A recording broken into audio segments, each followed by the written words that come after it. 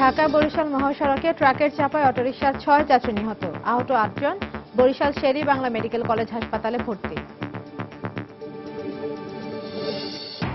রাজধানীর মালিবাগে দেবে যাওয়া টিনের বাড়ির মালিক যুবলীগ নেতাকে খুঁজছে প্রশাসন। একই পরিবারের 4 জনকে হারিয়ে শোকে স্তব্ধ বরগুনার খেজুরতলার মানুষ।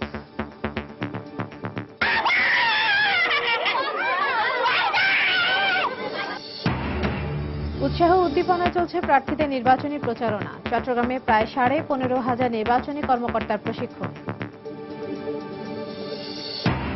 এবং 16 আগস্ট থেকে শুরু হচ্ছে এবছরের হজ ফ্লাইট। ফিরতি ফ্লাইট 27 সেপ্টেম্বর থেকে 28 অক্টোবর পর্যন্ত।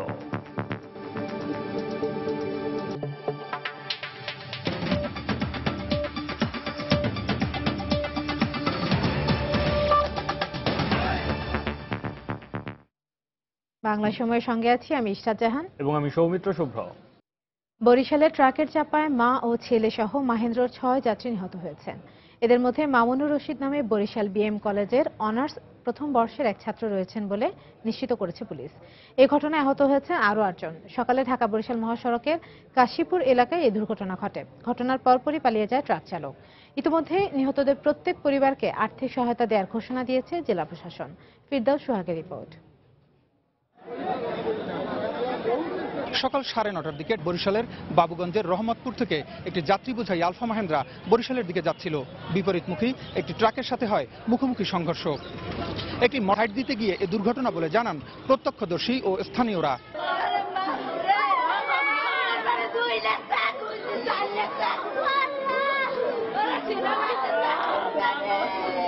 শুনি যে সে মামুন মারা গেছে কোন জায়গায় বাসতলা এই পেশে বইয়া গাড়ি ট্রাকের তলে ঢুকে গেছে। মা এবং ছেলে, মায়ের নাম মালেকা, ছেলের নাম মামুন। এরা দুজনই শহরে রওনা করছিল, ছেলে কলেজে যাইবে এই জন্য, আর মাকে একটু আগে দিয়ে যাব, কিন্তু এই সড়ক দুর্ঘটনায় দুজনই মারা গেছে। আমি অফিসে রওনা দিছি, এর মধ্যে গাড়িতে বসে চৌমাতে বসে ফোন আইছে যে আপনি মারা গেছে। তার কোন জায়গায় ওই সময় গাড়ি জিজ্ঞেস করি যে গাড়ি ফের আমি একটু আগে। ফায়ার সার্ভিস ও পুলিশ ঘটনাস্থলে উপস্থিত হয় এবং উদ্ধার তৎপরতা চালায়। হতাহতদের বরিশাল শের-ই বাংলা মেডিকেল কলেজ হাসপাতালে পাঠানো হয়।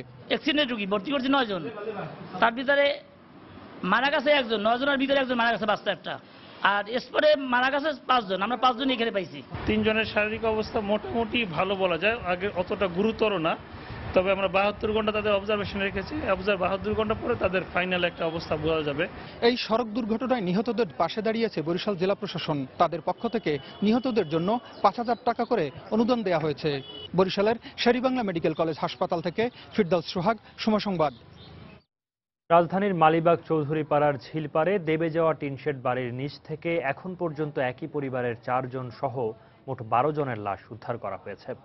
বাড়ির নিচে আর কোনো লাশ নেই বলে ধারণা ফায়ার সার্ভিসের, তবে উদ্ধার অভিযান চলবে। এদিকে ঢাকার জেলা প্রশাসক বলছেন দেবে যাওয়া বাড়িটি ছিল অনুমোদনহীন। বাড়ির মালিক ঢাকা মহানগর দক্ষিণ যুবলীগের তথ্য ও গবেষণা সম্পাদক মনিরুল ইসলামকে আইনের আওতায় আনার চেষ্টা চলছে বলেও জানান তিনি। খান মোহাম্মদ রুমেলের রিপোর্ট।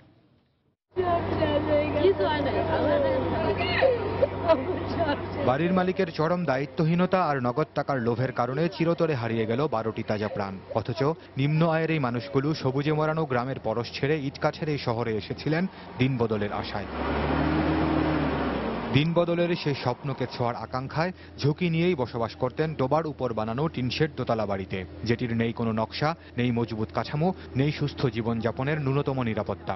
তখন দেখলাম নিচে গুনে সবেন পানি বলো খায় না, এর উতলে উঠছে।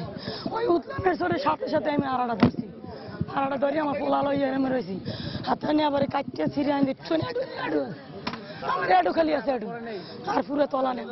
বৃহস্পতিবার সকালে দেখা যায় টিনশেড বাড়ির উপরের কাঠামো সরিয়ে ফেলেছে ফায়ার সার্ভিস কর্মীরা। এরপর নিচে চলছে তল্লাশি। সংস্থাটির এক কর্মকর্তা জানান, বাড়িটি দেবে যাওয়ার পর টিন, কাঠ, রড ও অন্যান্য আসবাবের কারণে উদ্ধার কাজ চালাতে বেশ বেগ পেতে হয়েছে তাদের। এখন পর্যন্ত কিন্তু কোনো ক্লেম বা কোনো মিসিং ইনফরমেশন আমাদের কাছে নাই। অথেন্টিক সেরকম ইনফরমেশন নাই। আই রিকোয়েস্ট ইউ, যদি এরকম থাকে আমাদের কাছে নিয়ে আসেন, তাহলে হয়তো আমরা আরো ইম্পর্টেন্স দিতে পারবো। এদিকে ঢাকার জেলা প্রশাসক তদন্ত সাপেক্ষে দোষীদের শাস্তি নিশ্চিত করার আশ্বাস দিয়ে বলছেন বাড়িটি ছিল অনুমোদনহীন। এর মালিক মনিরুল ইসলামকে গ্রেপ্তারে পুলিশকে নির্দেশনা দেওয়া হয়েছে বলেও জানান তিনি। আমাদের কাছে যে সকল তথ্য আছে সেটা হচ্ছে যে এখানে ব্যক্তি মালিকানাধীন জমিও আছে, সরকারি জমি আছে কিনা সেটি আমরা দেখছি। আমাদের যারা কর্মকর্তা কর্মচারী তাদেরকে আমরা এখন ম্যাপ সংগ্রহের জন্য আমরা পাঠিয়েছি, এই কাজটি চলছে। তবে এটুকু বলতে পারি, এই তদন্ত রিপোর্ট পাওয়ার পরে অবশ্যই দায়ীদের বিরুদ্ধে আমরা ব্যবস্থা নেব। এইটার সাথে দায়ী কারা এবং ভবিষ্যতে এই জাতীয় দুর্যোগ থেকে আমরা কিভাবে রক্ষা পেতে পারি, তো এই জাতীয় কয়েকটি টার্মস অফ রেফারেন্স দিয়েই কিন্তু এই কাজটি আমরা শুরু করছি। রাজধানী জুড়ে থাকা এরকম অসংখ্য অনুমোদনহীন ও ঝুঁকিপূর্ণ স্থাপনার বিরুদ্ধে শীঘ্রই অভিযান চালানো হবে বলেও জানান জেলা প্রশাসক। খান মোহাম্মদ রুমেল, সময় সংবাদ, ঢাকা। এদিকে মালিবাগে বাড়ি দেবে যাওয়ার ঘটনায় নিহত 12 জনের মধ্যে একই পরিবারের 4 জনের লাশ বিকেলে তাদের গ্রামের বাড়ি বরগুনার খেজুরতলায় পৌঁছেছে। এ সময় এলাকার অনেকেই কান্নায় ভেঙে পড়েন। স্বজনরা জানান, 1.5 বছর আগে আখের রস বিক্রেতা নিজাম খান তার স্ত্রী এবং ছেলের বউ রোকসানাকে নিয়ে ভাড়া থাকতে শুরু করেন ওই বাড়িতে। 3000 টাকা একটি বড় ঘর ভাড়া নিয়ে সেখানে বসবাস করছিলেন তারা। কিছুদিন আগে থেকে তাদের সাথে নিজামের আরও এক ভগ্নিপতিও থাকতে শুরু করেন সেখানে। দুর্ঘটনা 3 চাপায় এই 4 জনই মারা যান। এমনকি নিজাম খানের ছেলের বউ রোকসানা 8 মাসের অন্তঃসত্ত্বা ছিলেন বলেও জানান স্বজনরা। আকস্মিক এই দুর্ঘটনায় একই পরিবারের 4 জনকে হারিয়ে শোকে পাগল প্রায় স্বজনরা।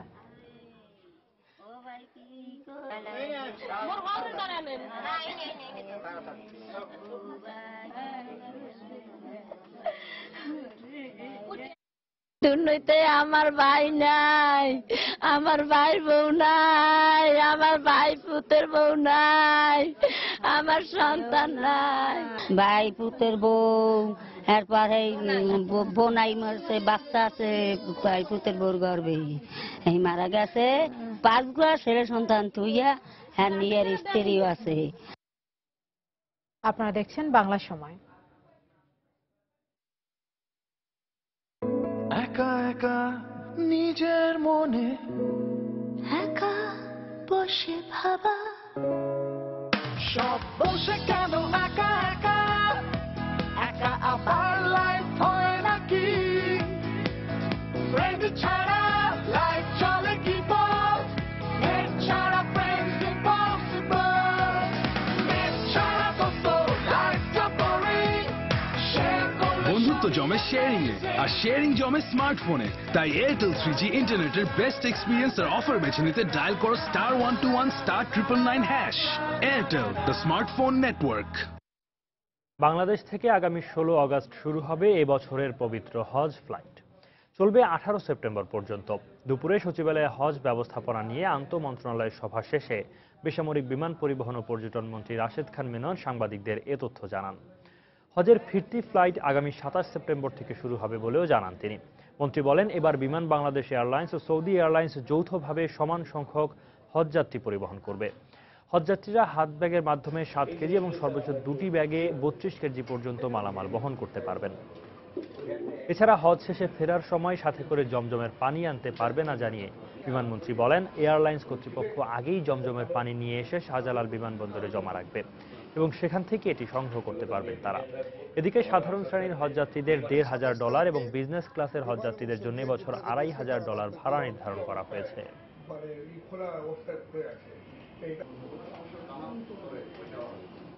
সৌদি এবং বিমান উভয়ই 16 আগস্ট তারা শুরু করবে এবং 18 সেপ্টেম্বর হজ যাত্রা শেষ হবে। আর ফিরতি যাত্রা হবে 27 সেপ্টেম্বর থেকে 28 অক্টোবর পর্যন্ত। হজের জন্য সাধারণ যেটা হচ্ছে সেটা হচ্ছে $1,500 এবং বিজনেস ক্লাসের জন্য $2,500। জমজম পানি যাত্রী যারা হজ যাত্রী যারা রয়েছেন তারা ফিরতি ফ্লাইটে তারা বহন করবেন না, এর আগেই সেগুলোকে নিয়ে এসে আমাদের এয়ারপোর্টে এগুলো স্টোর করা হবে এবং হজ যাত্রী যখন ফিরে আসবেন তাদের লাগেজের সাথে প্রত্যেকের সাথে তাদের প্রাপ্য যে জমজম পানি সেই জমজম পানি তারা সেখানে পাবেন।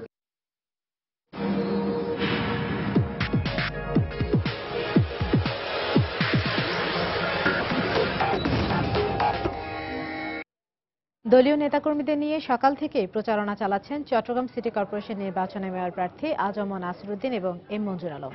সকালে নগরীর মিসকিন শাহ মাজার জিয়ারত করে নির্বাচনী প্রচারণা শুরু করেন আওয়ামী লীগ সমর্থিত প্রার্থী আজম নাসিরউদ্দিন। দলীয় নেতাকর্মীদের সাথে নিয়ে চকবাজার, পাঁচলাইশ সহ বিভিন্ন এলাকায় গণসংযোগ করেন তিনি। অন্যদিকে সকালে 10:30টার দিকে দেওয়ানহাট এলাকায় প্রচারণা চালান বিএনপি সমর্থিত মেয়র প্রার্থী এম মঞ্জুর আলম। এরপর উত্তর পাঠানটুলি এবং আশপাশের এলাকায় ভোটারদের দ্বারে দ্বারে গিয়ে ভোট প্রার্থনা করেন তিনি।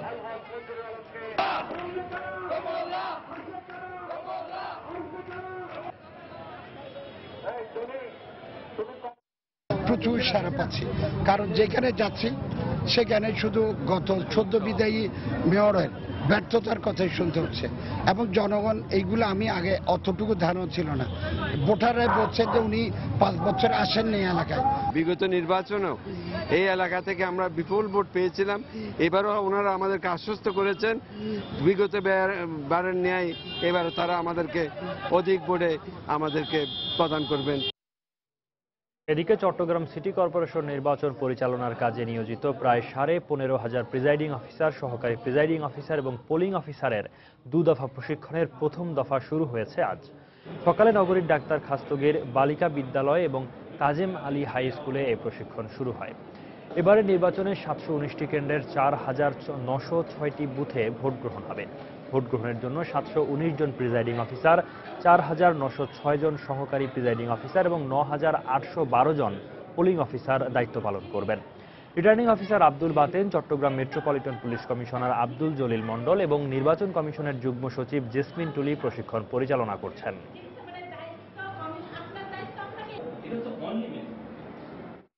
নির্বাচনকে সুষ্ঠু, অবাধ, নিরপেক্ষ করার জন্য পুলিশের পক্ষ থেকে আমাদের যা কিছু সহযোগিতার প্রয়োজন ওনাদের নির্দেশনার মতে আমরা সেই সহযোগিতা দিয়ে যাব। ওনারা দৃশ্যমান নিরপেক্ষতা দেখাবেন, এটি একটি নির্দেশ। আর কোনো ধরনের কোনো প্রার্থীর সাথে পক্ষে বা বিপক্ষে কোনো ধরনের কাজ করতে পারবেন না। আইন অনুযায়ী সবাই যেন সবার দায়িত্ব সঠিকভাবে পালন করি এবং প্রিজাইডিং অফিসার, সহকারী প্রিজাইডিং অফিসার, পোলিং অফিসাররা যেন আইন এবং বিধির আলোকে পুরো ভোট কেন্দ্রটা পরিচালনা করে, এটাই মূলত আজকে বলার জন্য আমি এসেছি ট্রেনিংয়ে। নির্বাচন কমিশন যদি সিটি কর্পোরেশন নির্বাচনে প্রার্থীদের অনিয়ন্ত্রিত টাকার ব্যবহার বন্ধ করতে না পারে, তাহলে ভবিষ্যতে সৎ ও যোগ্য প্রার্থীরা নির্বাচনে অংশ নিতে আগ্রহ হারিয়ে ফেলবেন বলে মন্তব্য করেছেন সড়ক পরিবহন ও সেতুমন্ত্রী ওবায়দুল কাদের। দুপুরে ঢাকা চট্টগ্রাম মহাসড়কের নারায়ণগঞ্জের সাইনবোর্ড এলাকায় মহাসড়ক পরিদর্শনে গিয়ে সাংবাদিকদের একথা বলেন তিনি। নির্বাচনী যে ব্যয়, সে ব্যয়ের ব্যাপারে নির্বাচন কমিশন যদি অনিয়ন্ত্রিত অর্থ নিয়ন্ত্রণে যদি তারা দায়িত্ব পালনে করতে ব্যর্থ হয়, তাহলে ভবিষ্যতে সৎ এবং ভালো মানুষেরা নির্বাচনে আগ্রহ হারিয়ে দেবে। বাংলার সময় আরও থাকছে। লাকসাম চিনকে আস্তানা ডাবল লাইন নির্মাণে গতি ফিরে পাচ্ছে ঢাকা চট্টগ্রাম রেলপথ, কমবে দুর্ঘটনা ও যাত্রাপথের সময়।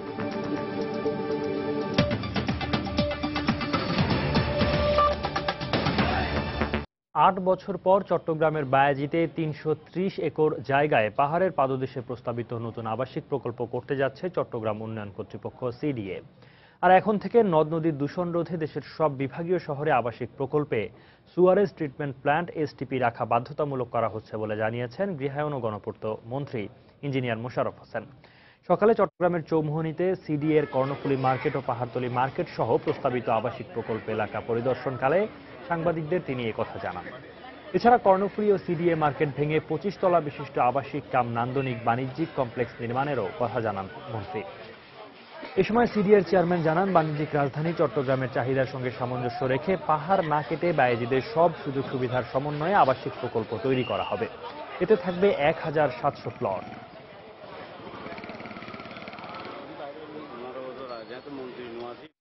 নকশা অনুমোদন করবে তাদেরকে অবশ্যই এসটিপি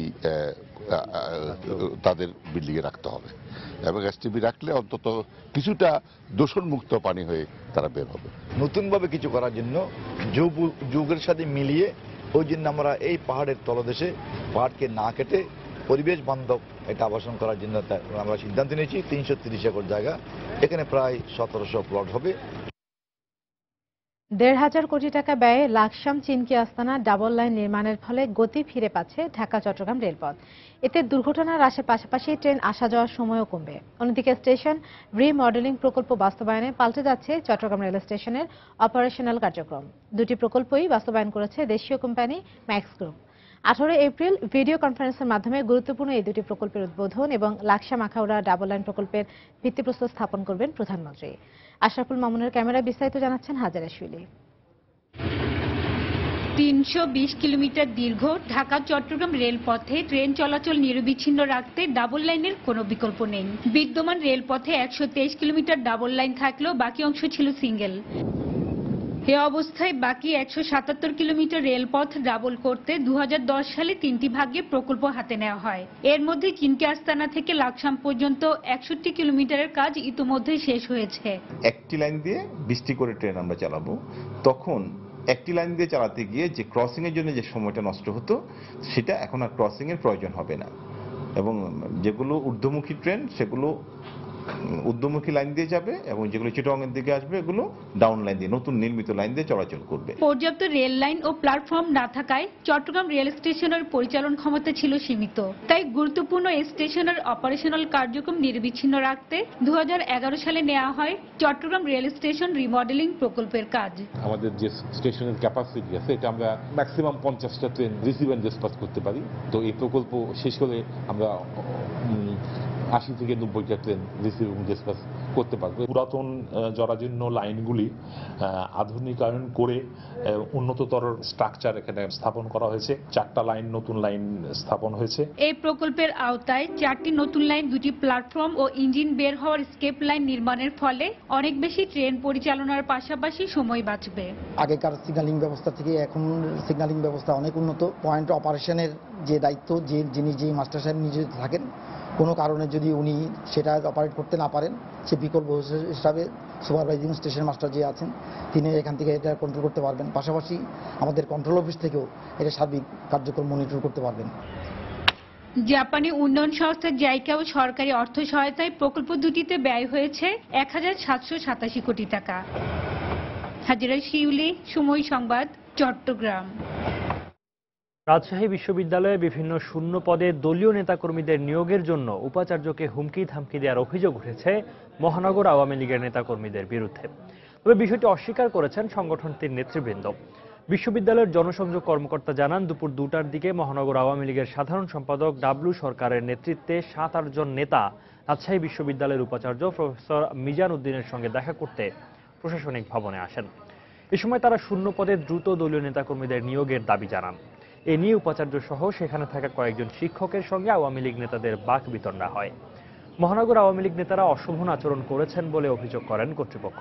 তবে বিষয়টি অস্বীকার করেছেন মহানগর আওয়ামী লীগের সাধারণ সম্পাদক।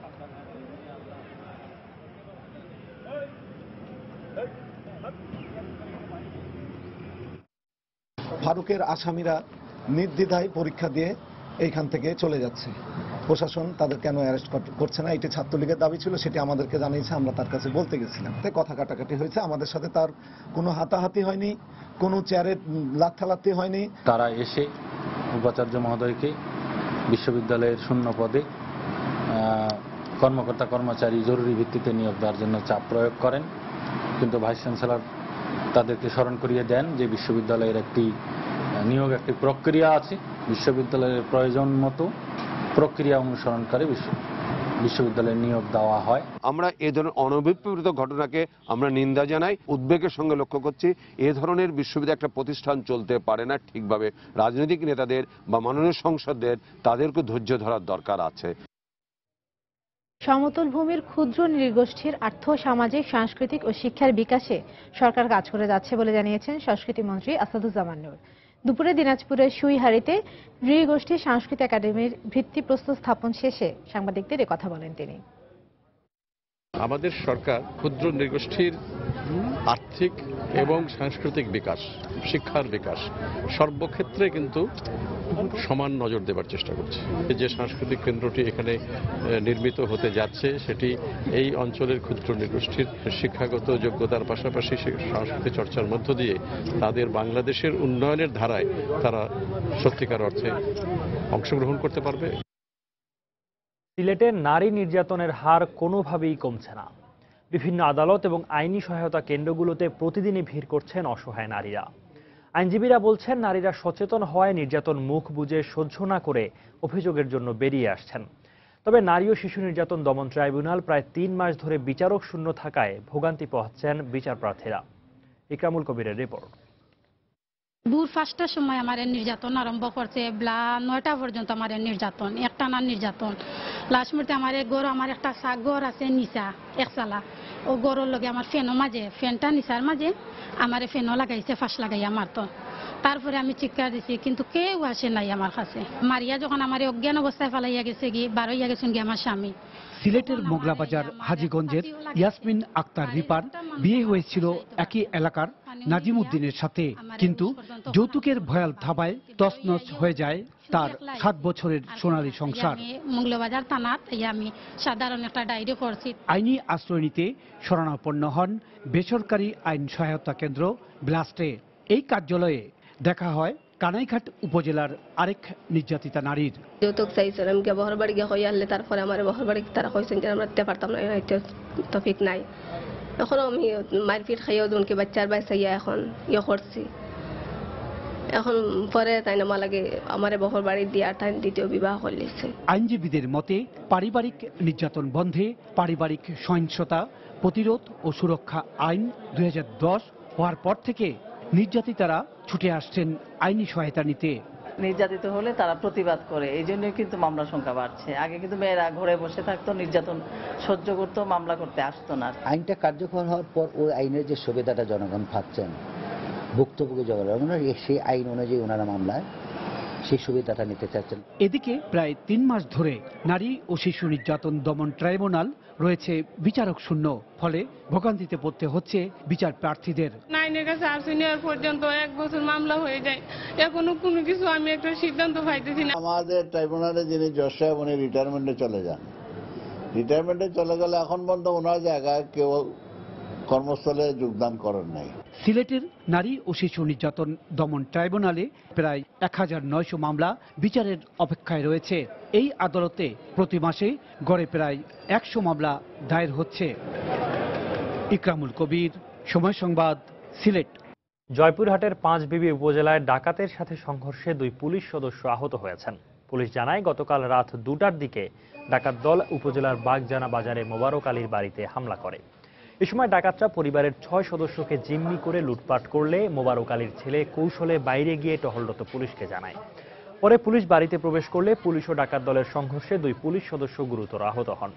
আহত 2 পুলিশ সদস্যকে জয়পুরহাট আধুনিক জেলা হাসপাতালে ভর্তি করা হয়েছে। চাঁপাইনবাবগঞ্জের শিবগঞ্জ সীমান্তে 2 বাংলাদেশি লাশ উদ্ধারের ঘটনায় বিজিবি বিএসএফ এর মধ্যে পতাকা বৈঠক অনুষ্ঠিত হয়েছে। তবে বিএসএফ এই হত্যার দায় অস্বীকার করেছে। বেলা 11টার দিকে শিবগঞ্জে ফতেহপুর সীমান্তের কাছে এই বৈঠক অনুষ্ঠিত হয়। গতকাল শিবগঞ্জের 2 সীমান্ত থেকে 2 বাংলাদেশি লাশ উদ্ধারের পর বিএসএফ কে বিজিবির চিঠি দেওয়ার প্রেক্ষিতে এই বৈঠক অনুষ্ঠিত হয়। বৈঠকে বিএসএফ কর্মকর্তারা জানান, ভারতের চোরা কারবারিদের সাথে বাংলাদেশের চোরা কারবারিদের দ্বন্দ্বের জের ধরে এই হত্যাকাণ্ড ঘটে থাকতে পারে। এদিকে যশোর ও চাঁপাইনবাবগঞ্জ সীমান্তে বিএসএফ এর গুলিতে 4 বাংলাদেশি হত্যা প্রসঙ্গে বিজিবির মহাপরিচালক মেজর জেনারেল আজিজ আহমেদ বলেছেন, প্রতিটি হত্যাকাণ্ডের বিষয়ে ভারতের কাছে প্রতিবাদ জানিয়ে আইনানুগ ব্যবস্থা নেওয়ার জন্য দাবি জানানো হয়েছে। সকালে রাজশাহীতে বিজিবির 37 ব্যাটালিয়নের কনফারেন্স রুমে এক মত বিনিময় সভায় তিনি কথা বলেন। হবে কেন? আমরা সেভাবে হলো তাদেরকে প্রতিবাদ করেছি। তারা সেটার জন্য আপনারা কিছু কিছু মিডিয়াতেও এসেছে যে তারা দুঃখ প্রকাশ করেছে যে আমাদের যে ওই অধিনায়ক যে মিটিং করেছিল তার বরাত দিয়ে যে তারা এই ধরনের, আমরা কিন্তু সেখানে ক্ষান্ত নাই। আমরা রিটেন প্রোটেস্ট নোট পাঠিয়েছি, কড়া প্রতিবাদ লিপি পাঠিয়েছি যে আমাদের নিরীহ লোকজনকে আপনারা হত্যা করেছেন, এটা কোনোভাবেই গ্রহণযোগ্য না, কোনোভাবে কাম্য নয়। এই ধরনের যারা হলো এটার সাথে জড়িত আছে তাদের বিরুদ্ধে আইনানুগ ব্যবস্থা নিয়ে আমাদেরকে জানান। আমরা সেই ধরনের লিখিত প্রতিবাদ দিয়েছি। আমরা কিন্তু সেখানে থেমে নেই, আমরা এই ইনসিডেন্টগুলো আমি নিজেও মন্ত্রণালয়কে জানিয়েছি, আমাদের ফরেন মিনিস্ট্রিকে জানিয়েছি। অপহরণের 2 দিন পর ফরিদপুর থেকে অপহৃত স্কুল ছাত্র আজমের লাশ উদ্ধার করেছে পুলিশ। সকালে সদর উপজেলার পশরা এলাকার একটি পুকুর থেকে লাশটি উদ্ধার করা হয়। পুলিশ জানায়, পুকুরের লাশ ভেসে থাকতে দেখে তাদের খবর দেয় স্থানীয়রা। পরিবারের স্বজনরা জানান, পয়লা বৈশাখের দিন আজম নিখোঁজ হয়। এরপর ওই দিন সন্ধ্যায় আজমের বাবার কাছে 3 লাখ টাকা মুক্তিপণ চেয়ে ফোন করে অপহরণকারীরা। বিষয়টি পুলিশে জানালে তারা বিভিন্ন এলাকায় অভিযান শুরু করে। পশরা গ্রামের ফরিদ খানের ছেলে নিহত আজম স্থানীয় একটি স্কুলের 8ম শ্রেণীর ছাত্র বলে নিশ্চিত করেছে পুলিশ।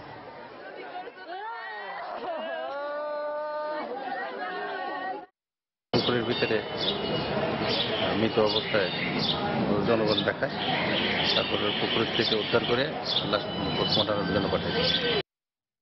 যশোরে ছিনতাই করতে গিয়ে গণপিটুনিতে এক যুবক মারা গেছে। নিহত আকবরের বিরুদ্ধে ডাকাতি সহ একাধিক মামলা রয়েছে বলে জানিয়েছে পুলিশ। গতরাতে শহরের সুজলপুর এলাকায় এ ঘটনা ঘটে। পুলিশ জানায়, আকবর আলী ও তার সহযোগীরা ওই এলাকায় অস্ত্র দেখিয়ে বরযাত্রীদের একটি মোটরসাইকেল কেড়ে নেয়ার চেষ্টা করে। এ সময় গ্রামবাসী ও বরযাত্রীরা ছিনতাইকারীদের ধাওয়া করে। অন্যরা পালিয়ে গেলেও ধরা পড়ে আকবর। এ সময় গণপিটুনিতে সে গুরুতর আহত হয়। পরে খবর পেয়ে পুলিশ তাকে যশোর মেডিকেল কলেজ হাসপাতালে ভর্তি করে। চিকিৎসাধীন অবস্থায় আজ সকালে সে মারা যায়।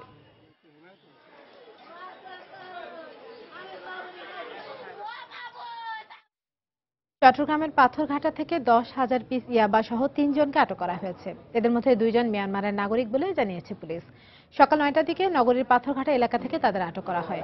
কোতোয়ালি থানা পুলিশ জানায়, মিয়ানমার থেকে ইয়াবার একটি চালান এসেছে এমন সংবাদের ভিত্তিতে পাথরঘাটার তেরিঙ্গি বাজার এলাকায় অভিযান চালায় তারা। এ সময় বাংলাদেশি নাগরিক আবু তাহেরের বাড়ি থেকে 10,000 পিস ইয়াবা সহ 2 মিয়ানমারের নাগরিককে আটক করা হয়। তারা ইয়াবা ব্যবসায়ের সঙ্গে জড়িত বলে জানিয়েছে পুলিশ।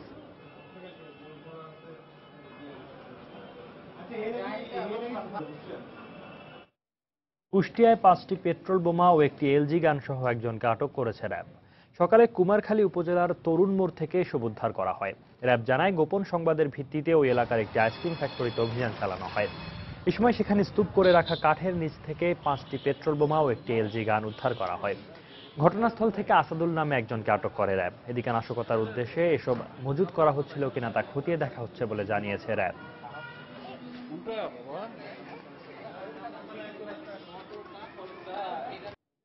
অপহরণের 12 ঘণ্টা পর মুক্তি পেল কক্সবাজারের 28 জেলে। আজ ভোর 5টায় বঙ্গোপসাগরের সোনাদিয়া চ্যানেল থেকে একটি মাছ ধরা ট্রলার সহ তাদের অপহরণ করেছিল জলদস্যুরা। ট্রলার মালিক জানান, এফপি নজরুল নামে ট্রলারটি নিয়ে 30 জন জেলে গতকাল সমুদ্রে মাছ ধরতে যায়। এ সময় জলদস্যুরা সেখানে হামলা করে। তাদের অপহরণের পর 2 জেলে সমুদ্রে লাফিয়ে পড়েন। পরে বাদশা ও সুলেমান নামে ওই 2 জেলেকে অন্যান্য ট্রলার উদ্ধার করলে মুঠোফোনে তারা খবর পাঠায়। পরে বিকেল 5টায় স্বেচ্ছায় তাদের ছেড়ে দেয় জলদস্যুরা।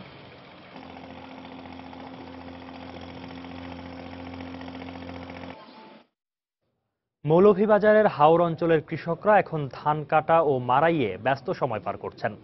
নানা প্রতিকূলতার পরও বাম্পার ফলনের আশা করছেন কৃষকরা। তবে উৎপাদন খরচের তুলনায় লাভ পাওয়া নিয়ে সংশয়ে তারা। এক্ষেত্রে ভরা মৌসুমে ধান বিক্রি না করার পরামর্শ কৃষি বিভাগের। জেলা প্রতিনিধি শাহ অলিদুর রহমানের পাঠানো তথ্য ও ছবি নিয়ে ডেস্ক রিপোর্ট। ফসলের সবুজ মাঠ, চোখ জুড়ানো মুগ্ধতা, কৃষকের স্বপ্নের ধান ধারণ করেছে সোনালী রং। এই দৃশ্য মৌলভীবাজার জেলার হাইল, হাকালুকি এবং কাওয়াদিঘি হাওর অঞ্চলের। এখানকার কৃষকরা এখন ব্যস্ত হয়ে পড়েছেন বোরো ধান কাটা এবং মাড়াইয়ে। উৎপাদন ভালো হওয়ায় দারুণ খুশি তারা।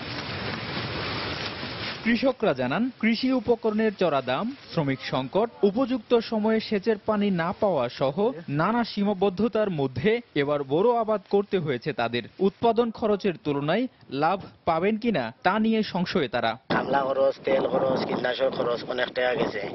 আমরা আশাবাদী আছি ধানের দামটা যদি ভালো রেটে যায় তাইলে আমরা লাগি একটু উপকারী হয়। সারের দাম, এরপরে অনেক কিছুর দাম বাড়ায়, আমরা একটু লসও থাকতে পারি। এখন যদি মাঠ পর্যায়ে থাকে, যদি কৃষকদের হাত থেকে যদি সরকারে এই ধানগুলা কিনা নেয় তাইলে কৃষকরা লাভবান হইব। এদিকে ন্যায্য দাম পেতে বোরোর ভরা মৌসুমে ধান বিক্রি না করার পরামর্শ দিয়েছে কৃষি বিভাগ।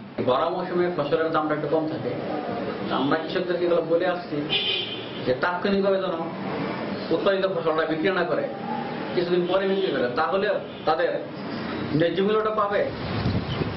জেলায় এবার 50,887 হেক্টর জমিতে ধান উৎপাদনের লক্ষ্যমাত্রা ধরা হয়েছে 1,96,902 মেট্রিক টন। সময় সংবাদ, মৌলভীবাজার। আগামীকাল ঐতিহাসিক মুজিবনগর দিবস। এই উপলক্ষে মেহেরপুরের মুজিবনগরে নেওয়া হয়েছে নানা কর্মসূচি। পরিচ্ছন্ন করা হয়েছে মুজিবনগর স্মৃতিসৌধ এবং আশপাশের এলাকা। 1971 সালের 17 এপ্রিল বাংলাদেশের অস্থায়ী সরকারের মন্ত্রিপরিষদের শপথ গ্রহণ অনুষ্ঠিত হয় বর্তমান মেহেরপুর জেলার বৈদ্যনাথ তলার আমবাগানে। শপথ অনুষ্ঠানে আমন্ত্রিত অতিথিরা ছাড়াও দেশি বিদেশি প্রায় 50 জন সাংবাদিক উপস্থিত ছিলেন। সেদিন থেকে স্থানটি মুজিবনগর নামে পরিচিতি পায়। ঐতিহাসিক মুজিবনগর দিবস উপলক্ষে মেহেরপুরে নেওয়া হয়েছে ব্যাপক প্রস্তুতি। নিরাপত্তা রক্ষায় নেওয়া হয়েছে 4 স্তরের সতর্ক অবস্থা।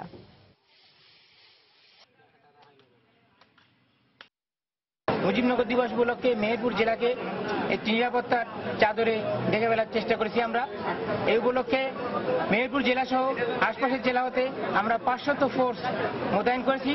এছাড়া সাদা পোশাকে গোয়েন্দা নজরদারিও অব্যাহত আছে। যথাযোগ্য মর্যাদার সাথে এই দিবসটি উদযাপন করব। আমরা সমস্ত প্রস্তুতি সম্পন্ন করেছি এবং আমরা এ বিষয়ে আপনারা জানেন যে এই অনুষ্ঠানটি দীর্ঘদিন ধরে উদযাপিত হয়ে আসছে। বান্দরবানে সাংরাই উৎসবের শেষ দিনে জলকেলিতে মেতে উঠেছিলেন মারমা সম্প্রদায়। বিকেলে শহরের পুরাতন রাজার মাঠে জলকেলি উৎসবের আয়োজন করা হয়। এতে মারমা সম্প্রদায়ের তরুণ তরুণীরা বিভিন্ন দলে বিভক্ত হয়ে মারমা সঙ্গীতের তালে তালে একে অপরের গায়ে জল ছিটায়। বর্ণিলে উৎসব দেখতে শত শত মানুষ ছুটে আসে দূর দূরান্ত থেকে।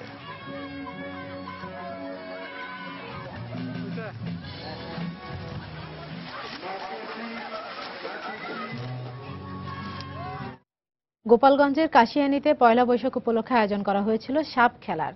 বিকেলে উপজেলার শহীদ মিনারের সামনে কাশিয়ানী উপজেলা প্রশাসনের উদ্যোগে এই আয়োজন করা হয়। আর এই আকর্ষণীয় সাপ খেলা দেখতে সেখানে জড়ো হয়েছিলেন শত শত মানুষ। দর্শক, চলুন দেখে আসি সাপ খেলার কিছু অংশ।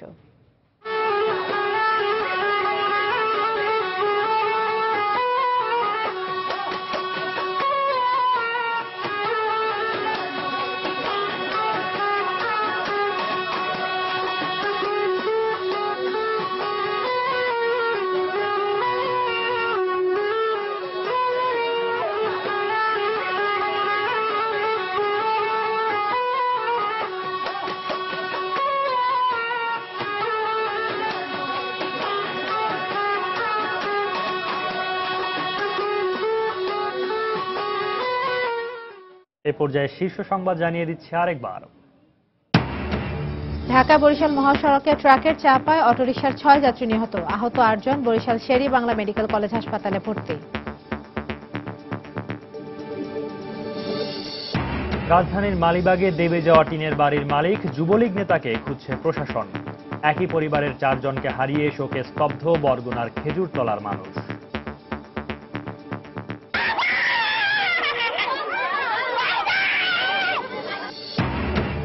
উৎসাহ উদ্দীপনায় চলছে প্রার্থীদের নির্বাচনী প্রচারণা। চট্টগ্রামে প্রায় 15,500 নির্বাচনী কর্মকর্তার প্রশিক্ষণ। এবং 16 আগস্ট থেকে শুরু হচ্ছে এবছরের হজ ফ্লাইট। ফিরতি ফ্লাইট 27 সেপ্টেম্বর থেকে 28 অক্টোবর পর্যন্ত। দর্শক, এই ছিল বাংলা সময়। যে কোনো খবর পেতে ভিজিট করুন সময়নিউজ.tv। এছাড়া এইমাত্র পাওয়া খবর আপনার মোবাইলে পেতে SMS করুন, স্টার স্পেস দিয়ে লিখে পাঠিয়ে দিন 16242 নম্বরে। সঙ্গে থাকুন সময়।